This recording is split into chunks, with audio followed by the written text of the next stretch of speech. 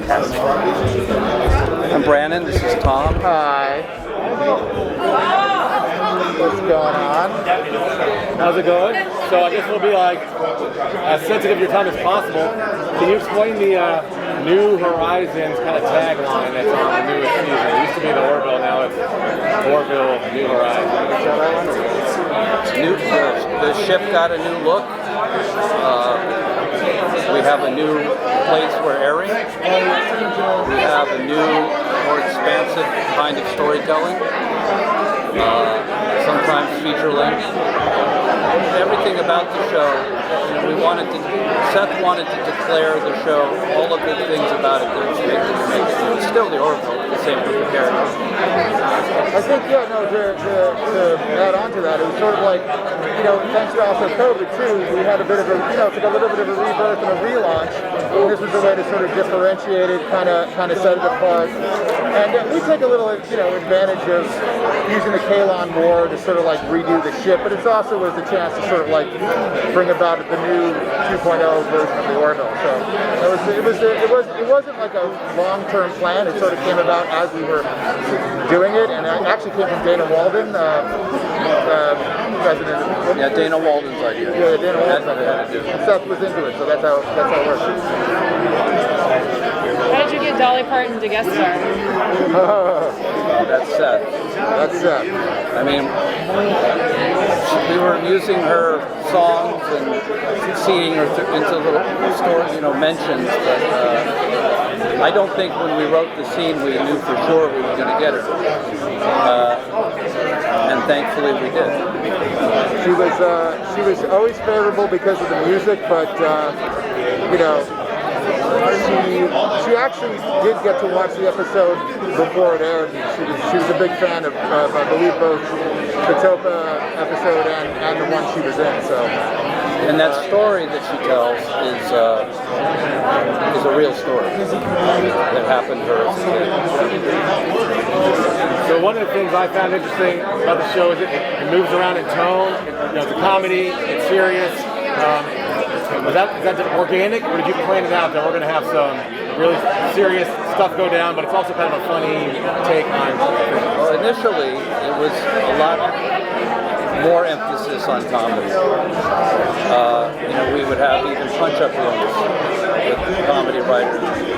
There was a more striking balance between the two, but really Seth was always interested in the dramatic storytelling with the humor as a kind of a frosting on the cake. And that's where the show went, and that's where it very much did. I think the show is what it is. It's its best version of itself this season. I agree.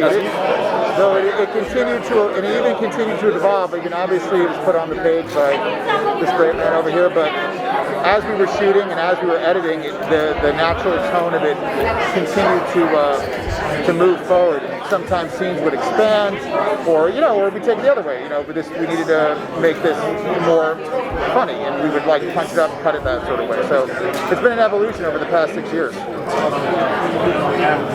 You guys have both become a voice to the fans. Your Seth tends to be really busy. You guys have kind of been a connection to people. How does that start? How does it feel to be kind of always in conversation with people? It actually started one day. I was working in the edit room, and all of a sudden my phone started blowing up. And it turned out that Seth tweeted, say, hey, if you want to follow Tom, because I just started doing a little BTS and stuff. And the next thing I know, I got 1,200 followers just joined. I'm like, what the hell is happening? And it just sort of evolved over time. I know all the spoilers. Obviously Brandon's out there too, but I'm just a fanboy. I got lucky. I'm still, we're friends now, but it's look who I'm sitting next to. I'm sorry, I'm going to do this publicly. I apologize. But, so I think Seth knew that. He also trusted me, the editor, and it just sort of became this thing, and I got to sort of know the fan base, and then, it's also Seth can't always say something or doesn't want to so I can sort of be the easy voice into sort of brokering that stuff. But I also really enjoy it. So that's kind of how that happened. Has there been any official I'll say the subject that you're honoring or parodying, have the official people from that area called and said, hey, we really love this, or kind of copying our stuff, we don't like parody? I mean, has there been any kind of, it's just all good? Because I think it feels like almost like it's organically like that without being that. Never. No. And I think Orville is, at this point, its own thing. Yeah. And obviously it's in the grand tradition of, I'd go back to Forbidden Planet, which predates Star Trek.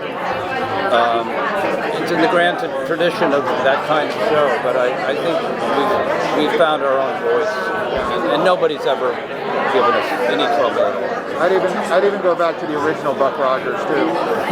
Flash Gordon, see there's a little bit of DNA in there. And then later on, like, you know, your Battlestar Galactica, you're gonna regret that. But You ever seen tech with shooting Dolly Parton? You guys go into that? How you shot her, being that it was like the COVID, how They had to, so it was during COVID, and they packed up her mountain cabin set and shipped it to Tennessee. They shot her side of the scene, and Havina's side of the scene was shot in Los Angeles. They were never in the same room. No, they were in the same. Havina came down. Oh, she went to Tennessee? There were only four people who went down. It was Seth MacFarlane, Tammy Lane, who's from Howard Berger's group, and Rita. But they didn't have a lot of time because of COVID. So basically we shot the wide shots and Dolly's side, because that's all we had time for. And then everything was taped out and like done and like literally to an inch of its life. And then we came back and we shot Rena's close-ups. I mean, I have that stupid Twitter thread which kind of explains it. I'm waiting for the VFX team to actually deal with the AI, because that's like even crazier. But I think eventually they're going to do a little thing about it. It was really good. I like it. Oh, thank you. But yeah, it's hard doing this stuff during COVID. You know. How has the partnership been with your new network, or your new service, I guess? Well, there's a certain continuity because Dana Walden, Seth was working with Dana at Fox for so very long, and she's the boss of Hulu too. So it's been very smooth. Yeah, and the Hulu team is fantastic. But there's some people here that have been with us since season 1. So it's like family and then family plus. But I couldn't, the Hulu marketing team, I can't say enough nice things about them. But I'm not saying that because we're on there. I just like they become friends, and their posters and their trailers and all that stuff's been amazing. Do you have any involvement with the comic book? Last question. None? Last question. Oh, do you have any involvement with the comic book adaptations in terms of mythology, canon, or any direction there? That's David Goodman, one of our other writers, writes the comics, right? Yeah. Yeah, we don't really get involved. Right. I don't. No, and it's set to the adaptation of the one we couldn't do that we were, which I can say now that it's out, we were going to shoot in Prague, which is part of the reason it got very complicated, because we were going to take advantage of, if you've seen it, we were going to take advantage of the World War II setting there. It's truly an unaired episode. Yeah. The script was written and everything. It was my favorite thing. I'm still bummed, but maybe someday. You never know. Cool. Thank you so much for coming. Yeah, that's it. Lovely.